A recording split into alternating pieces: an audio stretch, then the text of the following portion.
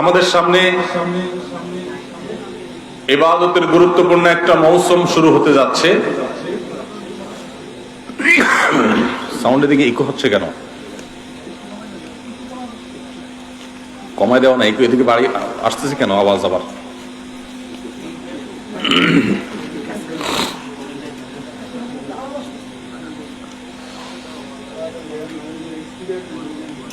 ইসলামের অন্যতম গুরুত্বপূর্ণ একটা ইবাদত হলো কোরবানি। আর এই কোরবানি আমাদের দোরগোড়ায় উপস্থিত। আমরা অনেকে ইনশাআল্লাহ আল্লাহর নির্দেশ পালনার্থে কোরবানি করব। আল্লাহ বলেছেন ফাসাল্লি লিরাব্বিকা ওয়ানহার, তুমি তোমার রবের নির্দেশে সালাত আদায় করো এবং কোরবানি করো।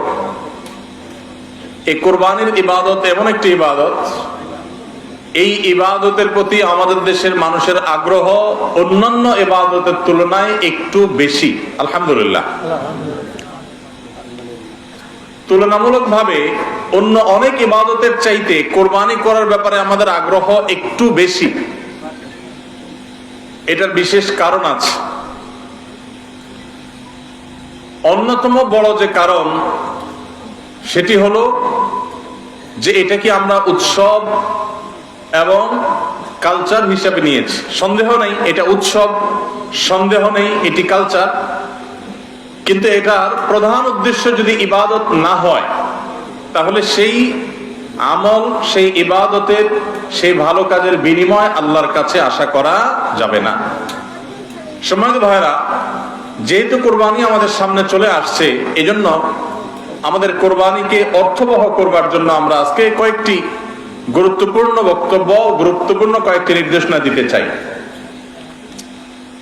প্রথম কথা হলো যে আমাদের কোরবানির উদ্দেশ্য যদি হয় ফ্রেশ গোশত আহরণ করা, আমাদের কোরবানির উদ্দেশ্য যদি হয় সমাজের মানুষের সামনে নিজের ইজ্জত রক্ষা করা, প্রতি বছর কোরবানি দেই, এবছর না দিলে মানুষ কি বলবে, বাচ্চারা কার মুখের দিকে চেয়ে থাকবে, আত্মীয় স্বজন, নতুন আত্মীয় স্বজন কি মনে করবে, এ সকল উদ্দেশ্য যদি আমাদের কোরবানির পেছনে কাজ করে তাহলে সেই কোরবানি আল্লাহর কাছে মাকবুল বা গ্রহণযোগ্য কোনো কোরবানি হবে না।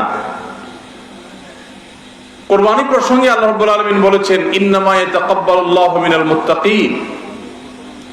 আল্লাহ তাআলা শুধুমাত্র মুত্তাকিদের ত্যাগ, তাদের উৎসর্গ, তাদের কোরবানি, তাদের স্যাক্রিফাইস, এটা আল্লাহ তাআলা কবুল করবেন।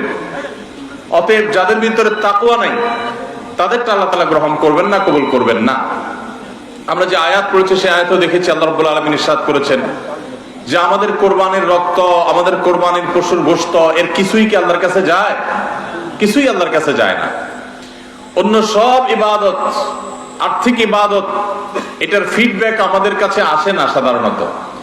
আমরা যখন দান সাদাকা করি, দান সাদাকা করলে ওইটা কি নিজে খাওয়া যায়? যখন দান করি, সাদাকা করি, তখন এটা আল্লাহর তরফ থেকে গরিবদেরকে দিয়ে দিতে হয়, নিজে খাওয়া যায় না। কোরবানি এমন একটা ইবাদত যে আমরা কোরবানি করার সময় বললাম বিসমিল্লাহি আল্লাহু আকবার,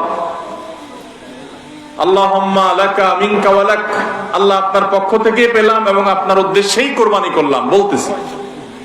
তো আল্লাহর উদ্দেশ্যে দিয়ে দেওয়ার পর নিয়ম হলো আল্লাহর বান্দাদের মধ্যে গরিব যারা, দুঃখী যারা, তাদেরকে দিয়ে দিব। এটাই তো সাদাকার নিয়ম, দানের নিয়ম।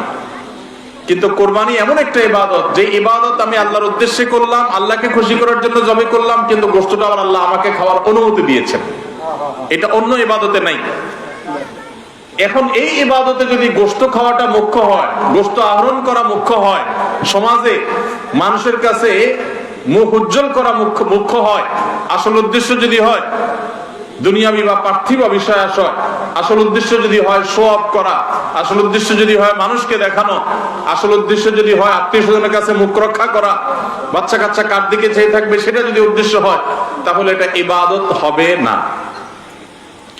এই জন্য কোরবানির আগে সর্বপ্রথম যে বিষয়টি খুব জরুরি সেটা হলো আমাদের উদ্দেশ্যগুলোকে একটু ঝালাই করে নেওয়া, আমাদের উদ্দেশ্যগুলোকে একটু রিচেক করে নেওয়া। আমরা কেন কোরবানি করব, আমাদের কোরবানির উদ্দেশ্যটা কি?